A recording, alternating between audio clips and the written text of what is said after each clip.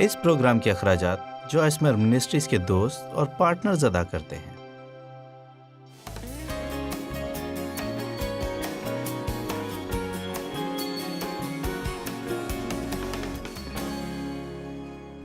میں نے ایک کتاب لکھی ہے جس کا عنوان ہے دلیری سے جینا۔ یہ ایک زبردست کتاب ہے اپنی زندگی میں خوف پر قابو پانے کے بارے میں۔ میں نے اس کے پہلے باب میں خوف کی روح کو خدا حافظ کہتے ہوئے ایک خط لکھا ہے۔ اگر آپ خوف پر قابو پانا چاہتے ہیں تو پہلا کام جو آپ نے کرنا ہے وہ یہ کہ آپ فیصلہ کریں کہ آپ خوف سے چھٹکارا پائیں گے۔ آپ کو خود سے یہ کہنا ہوگا کہ یہاں کسی قسم کا خوف نہیں رہتا۔ مسیحیوں میں یہی رویہ قابل قبول ہونا چاہیے کہ میں کبھی نہیں ڈروں گی۔ آپ جانتے ہیں کہ داؤد بادشاہ یعنی زبور نویس نے یہ الفاظ بہت دفعہ استعمال کیے، میں خوف نہ کھاؤں گا، بشر میرا کیا کر سکتا ہے؟ اگر خدا میری طرف ہے تو کون میرا مخالف ہے؟ اور مجھے یہ بہت پسند ہے کہ میں نہیں ڈروں گی۔ یقیناً وہ یہ نہیں کہہ رہا کہ میں خوف محسوس نہیں کرتا، بلکہ وہ ایک فیصلہ کر رہا ہے کہ وہ خوف کو اپنی زندگی پر حکومت نہیں کرنے دے گا۔ اور میرے خیال میں یہی پہلا کام ہے جو ہمیں کرنا ہے۔ آپ جانتے ہیں بعض دفعہ ہماری زندگی میں کچھ ایسا ہوتا ہے جو کافی عرصے تک چلتا رہتا ہے، آپ اس کے اس قدر عادی ہو جاتے ہیں، چاہے آپ اس چیز کو پسند نہیں بھی کرتے، لیکن کافی عرصے تک اس صورتحال میں رہنے کی وجہ سے آپ عادی ہو جاتے ہیں اور سوچتے ہیں کہ شاید ایسے ہی ہے، یا میں ایسا ہی ہوں، یا زندگی ایسی ہی ہے، اور یہاں تک کہ آپ یہ بھی یقین نہیں کرتے کہ آپ اس کے علاوہ بھی زندہ رہ سکتے ہیں۔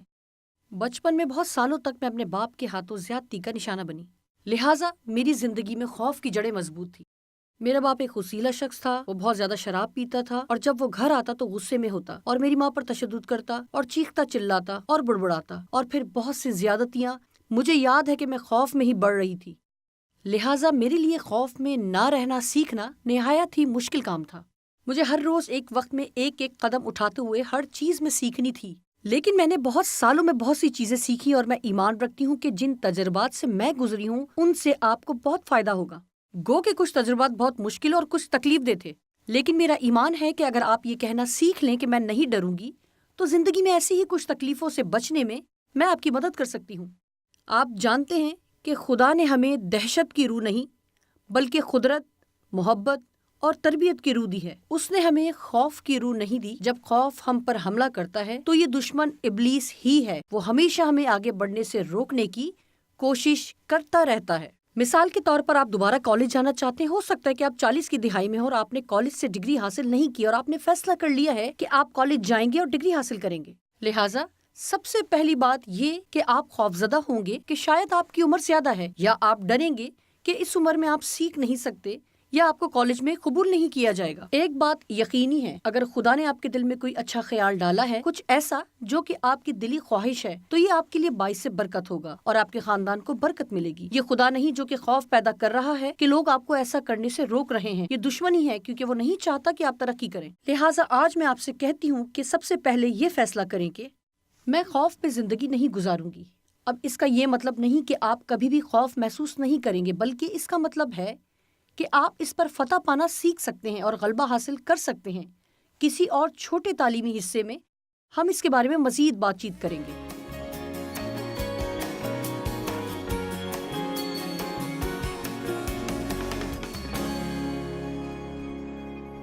دلیری سے جینے اور دلیری سے زندہ رہنے کا مطلب ہے کہ میں اپنے دل کی سنوں گی، میں خطرہ مول لوں گی، میں دلیر بنوں گی، میں قدم بڑھاؤں گی۔ دنیا میں حقیقی تبدیلی لانے کے لیے صرف ٹھیک نہیں، نہ درمیانے یا اوسط درجے کا بننے کے بجائے دنیا میں روح القدس کے ساتھ مل کر کام کروں گی۔ آپ میں سے کتنے ہیں جو اس دنیا میں نام کمائے بغیر یہاں سے رخصت ہونا نہیں چاہتے، بلکہ آپ دنیا میں کوئی ایسا نشان چھوڑنا چاہتے ہیں جسے دنیا بہت عرصے تک یاد رکھے کہ آپ دنیا میں تھے؟ خود کو کمتر نہ سمجھیں اور یہ نہ سوچیں کہ یہ بات صرف ان لوگوں کے لیے ہے جو پلیٹ فارم پر ہوتے ہیں یا جو ٹی وی پر ہوتے ہیں، بلکہ یہ بات خدا کے ہر ایک فرزند کے لیے ہے۔ خدا نے ہم سب کے کرنے کے لیے کچھ نہ کچھ رکھا ہے۔ آپ کو اپنا کردار ادا کرنا ہے، آپ کو کچھ نہ کچھ کرنا ہے جو آپ سے بہتر کوئی نہیں کر سکتا۔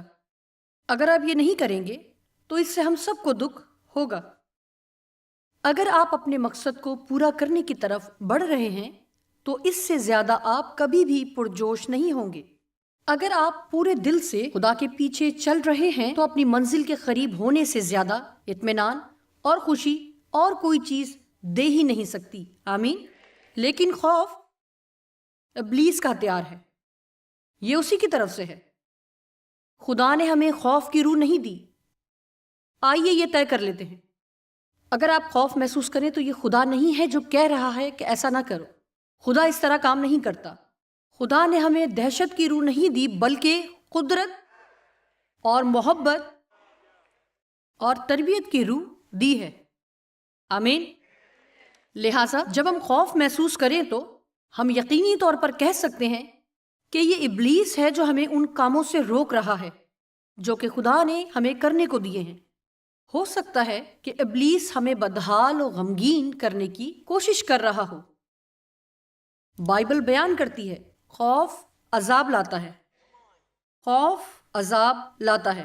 اور میں نے یہ بھی جانا کہ ڈر فکر مندی کو لے کر آتا ہے، جس کا مجھے یقین ہے کہ خوف کے ساتھ بہت قریبی رشتہ ہے. اسی لیے خوف کرب کو بھی لا سکتا ہے. اسی لیے میں کوشش کرتی ہوں اپنی زندگی میں نہ تو خود خوف زدہ ہوں اور نہ ہی کسی چیز کو اجازت دیتی ہوں کہ مجھے ڈرائے. سودا سلف کی خریداری سے نہ ڈریں، ڈشز بناتے ہوئے نہ ڈریں، گھاس کاٹنے سے نہ ڈریں، نیچے بیٹھ کر اپنے بل ادا کرنے سے نہ ڈریں. خوف اور ڈر کی روح کو اپنی زندگی میں آنے کی اجازت نہ دیں. یہ جانیں کہ مسیح میں آپ کیا ہیں اور خدا کی قدرت کے وسیلے سے جو کچھ کرنے کی آپ کو ضرورت ہے آپ وہ کر سکتے ہیں. سر بلند کر کے، کندھے اٹھا کر، ایک باہمت شخص کی طرح دلیری سے چلیں. آمین. یہی وہ وقت ہے جب مسیح کے بدن کو بزدل، شکوے شکایتیں کرنے والا یا ہر چیز کے ساتھ مسئلے کرنے والا بننے کے بجائے کھڑے ہونا اور بھروسہ کرنا ہے. خوف مختلف طرح کے ہوتے ہیں. ان کے بارے میں جاننا حیرت انگیز ہوگا کہ لوگ کس طرح کے خوف کے امراض میں مبتلا ہیں اور لوگ کن کن چیزوں سے خوف زدہ ہیں. او میرے خدا، انسائکلوپیڈیا کے صفحات بھرے پڑے ہیں جن سے لوگ خوف زدہ ہوتے ہیں. لوگوں کو اپنی زندگی میں مسئلہ ہوتا ہے. میں یہ نہیں کہتی کہ سب کے ساتھ، لیکن میرے ساتھ تھا اور میرے خیال میں بہت سے لوگوں کے ساتھ ہے. اور وہ ہے انسانوں کا خوف کہ وہ کیا سوچیں گے، وہ کیا کہیں گے اور وہ کیا کریں گے یا کیا نہیں کریں گے. اگر میں انہیں خوش نہیں کروں گی تو مجھے اپنی زندگی سے نکال دیں گے. کیا وہ مجھے رد کر دیں گے؟ کیا میں تنہا ہو جاؤں گی؟ میں ایمان رکھتی ہوں کہ ابلیس انسانوں کے خوف کو نہ صرف عذاب لانے کے لیے بلکہ ان کو اپنے دل کی بات ماننے سے روکنے کے لیے بھی پیدا کرتا ہے.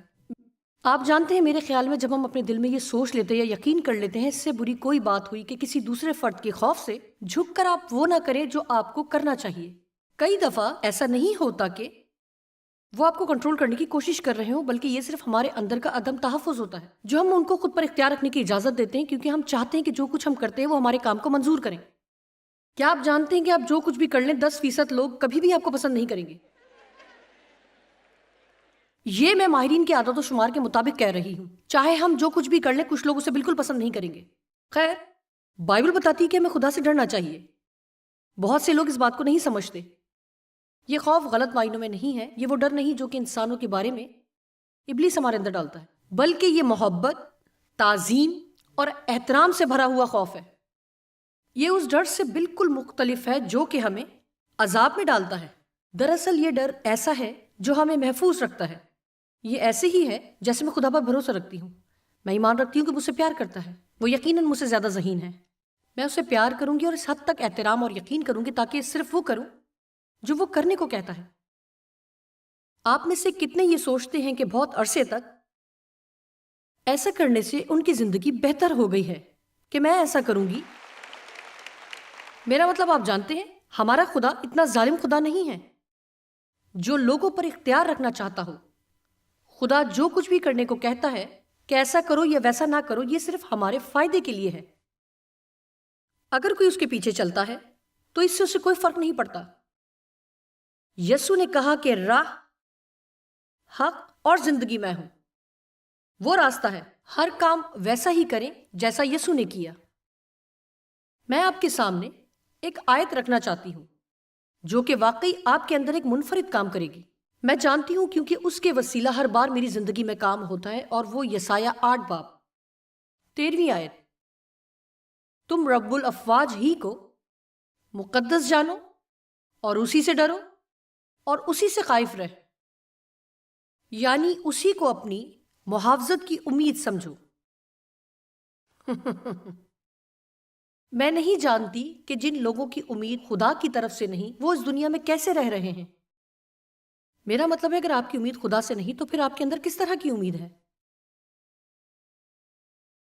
اسی سے ڈرو اور اسی سے خائف ہو، یعنی انسانوں سے خوف زدہ ہو کر اور اپنی بے اعتقادی سے اسے رنجیدہ نہ کرو۔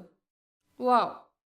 لہذا اصل میں یہ روح القدس کو رنجیدہ کرتا ہے جب میں اسے تعظیم، محبت اور عزت دینے اور احترام کے ساتھ خدا کا خوف اور رعب ماننے کے بجائے اور خدا سے رہنمائی لینے کے بجائے میں کسی انسان کو اپنی غلط رہنمائی کرنے دوں، کیونکہ میں ان سے ڈرتی ہوں اور محسوس کرتی ہوں کہ وہ کیا سوچیں گے، کیا کہیں گے اور وہ کیا کریں گے، کہ اگر میں خدا کی منظوری سے زیادہ ان کی منظوری کو ترجیح دیتی ہوں، میں خدا سے زیادہ ان کی دوستی کو ترجیح دیتی ہوں۔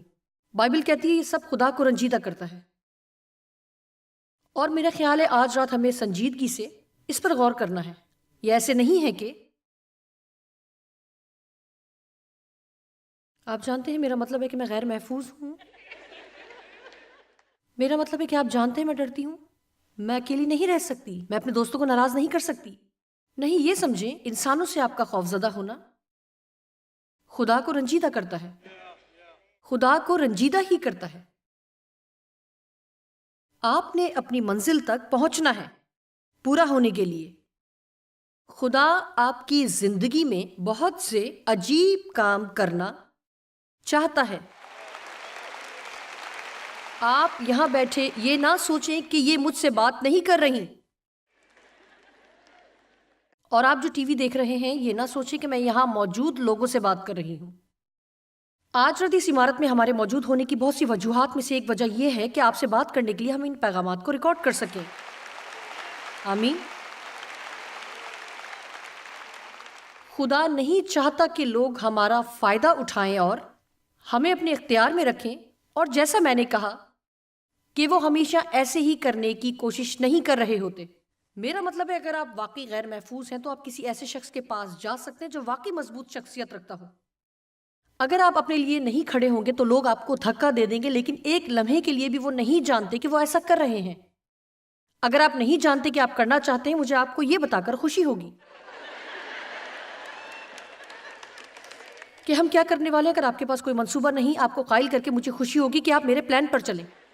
میں حوصلہ افزائی سے بھری اور ایک مضبوط شخصیت کی مالک ہوں۔ میرے پاس ہدایت ہے، میرے پاس مقصد ہے، اور لوگ ہیں جو اپنے لیے کھڑے نہیں ہوں گے اور نہ ہی بھاگیں گے۔ ہمیشہ ہی دوسروں کی غلطی نہیں ہوتی۔ اچھا، کیا ہم واقعی خدا کو رنجیدہ کرتے ہیں؟ خیر، افسیوں 4:30 آیت میں بائبل کہتی ہے، اور خدا کے روح کو رنجیدہ نہ کرو جس سے تم پر مخلصی کے دن کے لیے مہر ہوئی۔ آیت نمبر 30 سے پہلی اور بعد والی آیات خاص طور پر غصہ، برے رویوں، بحث، لڑائی جھگڑے کی کوشش اور نوک جھونک کے بارے میں بتا رہی ہیں کہ یہ سب روح القدس کو رنجیدہ کرتا ہے۔ لیکن یسایہ میں یہ بھی لکھا ہے کہ کسی انسان سے ڈرنا بھی روح القدس کو رنجیدہ کرنا ہے۔ اس کا یہ مطلب نہیں کہ آپ اپنی نجات کو کھو بیٹھے ہیں، یہ مطلب بھی نہیں کہ خدا مزید آپ سے پیار نہیں کرے گا، لیکن میں بتاتی ہوں میری طرف دیکھیں اور سمجھیں کہ روح القدس آپ کے اندر رہتا ہے، اور اگر وہ رنجیدہ ہوتا ہے تو آپ کو یہ محسوس ہوتا ہے۔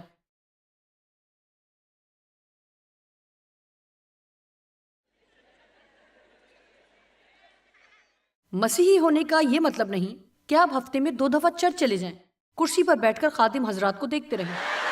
یہ مسیحی ہونے کا مطلب نہیں۔ مسیحی ہونے کا مطلب ہے کہ مسیح آپ کے اندر رہ رہا ہے، وہ آپ میں ہے، اور اگر وہ رنجیدہ ہوا تو آپ بھی دکھ محسوس کریں گے، اگر وہ اداس ہے تو آپ بھی اداس ہوں گے۔ اسی طرح اگر وہ خوش ہے تو آپ بھی خوشی محسوس کریں گے۔ ہم مسیح کے ذریعے خدا کے ساتھ انتہائی قریبی رشتے میں بندھے ہیں۔ مسیح کے ساتھ ہمارا ایک بہت ہی گہرا، شخصی اور بات چیت پر مبنی رشتہ ہے۔ وہ آپ کا دوست ہے۔ ایک مسیحی ہوتے ہوئے ایسا نہیں کہ قانون و ضوابط کے ڈھیر کی پیروی کی جائے اور اپنا کام کیا جائے اور یہ امید کرتے ہوئے کہ آپ آسمانی روحانی کیلنڈر پر اپنا جائزہ لیں، بلکہ مسیحی ہونا مسیح کے ذریعے خدا کے ساتھ ایک رشتے کو قائم کرنا ہے۔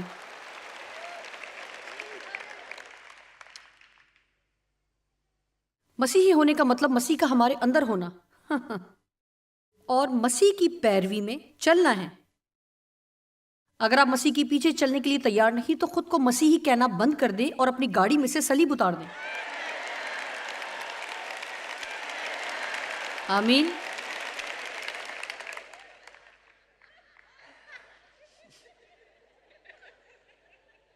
ہم اپنی بے وقوفانہ شہرت کے بارے میں بہت سوچتے ہیں کہ لوگ کیا سوچیں گے۔ اگر میں نے اپنے دوستوں کو کھو دیا، میں آپ کو ایک بات بتاتی ہوں، میرا ہرگز یہ مطلب نہیں کہ میں منفی ہوں اور آپ کو خوفزدہ کرنے کے لیے کچھ کہوں۔ اگر آپ پورے طور پر یسوع کے پیچھے چلیں گے تو واقعی آپ اپنے کچھ دوستوں کو کھو دیں گے۔ در حقیقت آپ بہت سے ساتھیوں کو کھو دیں گے، یہاں تک کہ آپ سب کو بھی کھو سکتے ہیں۔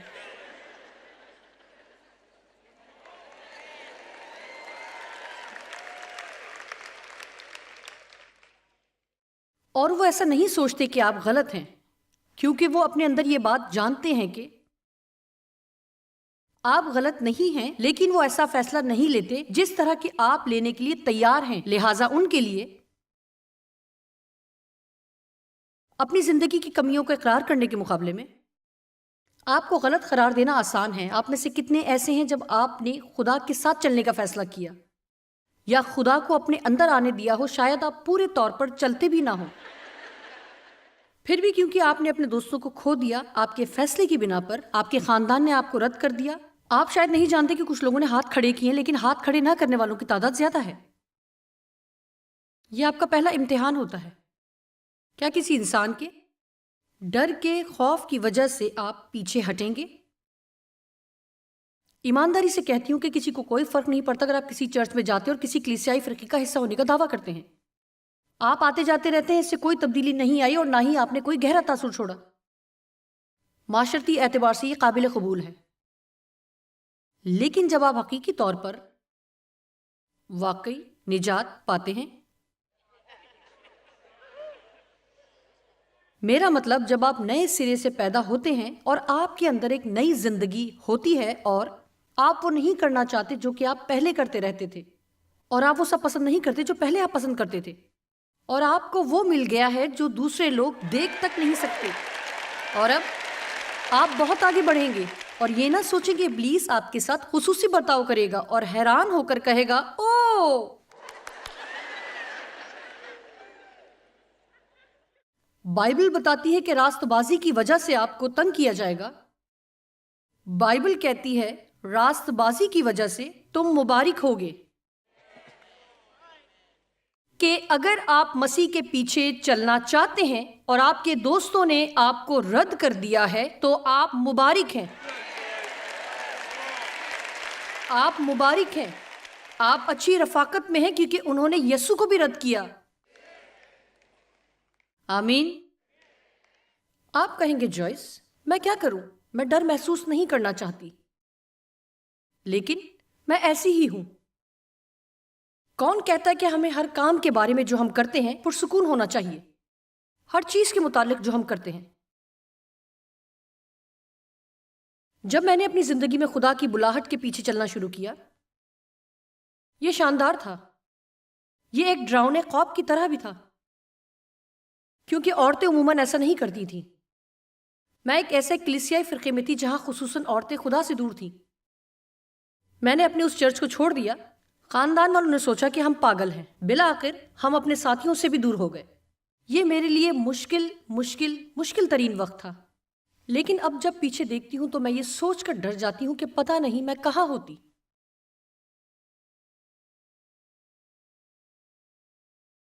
لوگوں کے خوف کو خود پر اختیار دے کر آپ پہلے ہی بہت کچھ کھو چکے ہیں۔ اگر آپ نے خود کو نہ بدلا تو مستقبل میں جانے کیا کچھ کھو دیں گے۔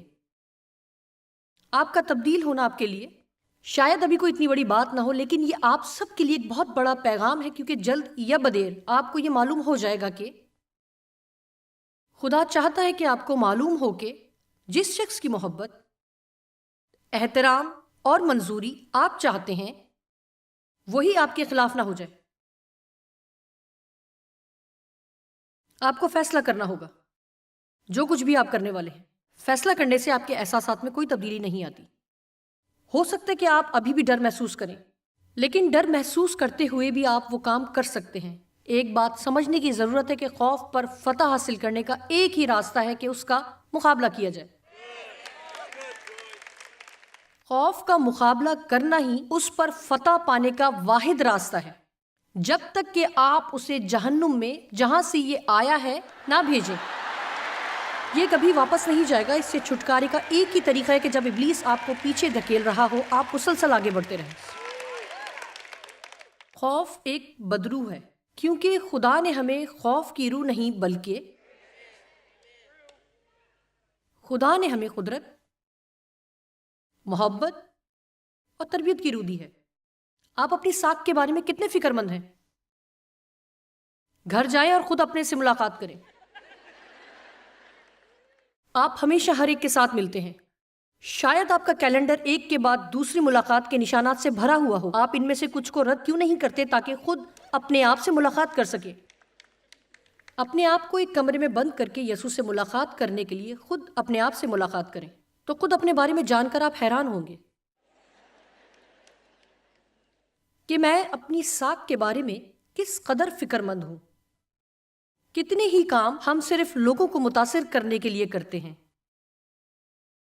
جن کا حقیقت میں ان کاموں سے کوئی تعلق نہیں، جو کام خدا ہمارے ذریعے کرنا چاہتا ہے۔ آپ کیا کرتے ہیں یا آپ نے ماضی میں کیا کیا جب لوگ اس راستے کے بارے میں آپ کے ساتھ متفق نہیں جس پر کہ آپ چل رہے تھے؟ کیا آپ کسی کی منظوری کے عادی ہیں؟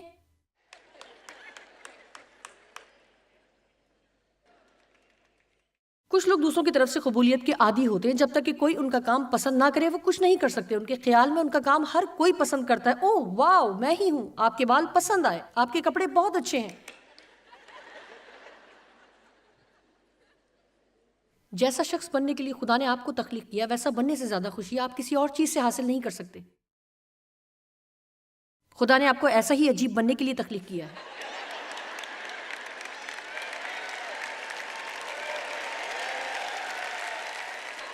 آمین۔ میرا مطلب ہے کون کسی دوسرے کی مانند بننا چاہتا ہے؟ یہ نہایت ہی بورنگ ہے۔ غلطیوں پہلا باب 10ویں آیت۔ مجھے یہ حوالہ اور اسے اگلی چند آیات بہت پسند ہے، میں آپ کے لیے پڑھتی ہوں۔ پولس رسول کہتا ہے، اب میں آدمیوں کو دوست بناتا ہوں یا خدا کو؟ کیا آدمیوں کو خوش کرنا چاہتا ہوں؟ اگر اب تک آدمیوں کو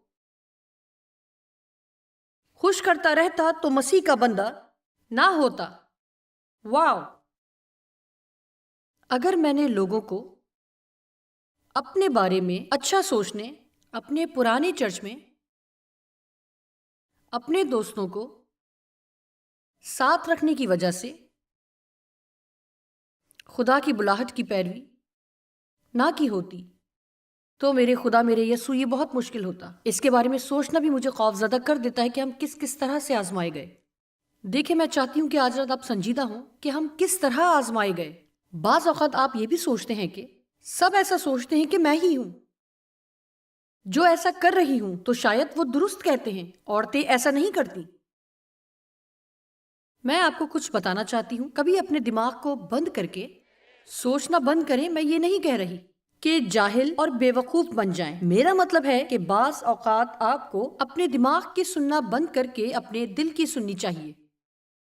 لوگوں کی آوازوں سے دور بھاگیں، کسی بھی جگہ خدا کے ساتھ کچھ وقت گزاریں اور کہیں کہ اس صورتحال میں تو کیا چاہتا ہے کہ میں کروں؟ میری زندگی کے لیے تیرا کیا منصوبہ ہے؟ اور اے خداوند، میری مدد کر، چاہے لوگ پسند نہ کریں۔ میرا خدا کے پیچھے چلنا۔ تو بھی ہر روز آپ خدا کو خوش کرتے ہوئے زندگی گزاریں۔ کیا آپ خدا کی پیروی کرتے ہیں یا لوگوں کی؟ آپ جانتے ہیں کہ میرا قوی ایمان ہے کہ جتنا زیادہ ہم خدا کو خوش کرتے ہیں اتنا ہی زیادہ ہم خوش رہیں گے۔ خدا کو خوش کرنے کے لیے آپ کو تھوڑا باہمت انسان بننا پڑے گا، کیونکہ آپ خدا سے کچھ ایسا کرنے کو کہیں جو کہ بے چین یا بے آرام کر دے. ہو سکتا ہے وہ آپ کو نئے مواقع دینے والا ہے. ان نئے مواقع کو حاصل کرنے کے لیے ہو سکتا ہے آپ کو تھوڑے بہت خطرات بھی مول لینے پڑیں. آپ جانتے ہیں کہ خصوصاً جب لوگوں کے ہاتھ میں اپنی زندگی کی باغ دوڑ نہ دینے کی بات آتی ہے تو کبھی کبھی جان بوجھ کر ہمیں ان چیزوں کا مقابلہ کرنا پڑتا ہے یا ان کے سامنے ڈٹ کر کھڑا ہونا پڑتا ہے جو وہ چاہتے ہیں کہ ہم کریں.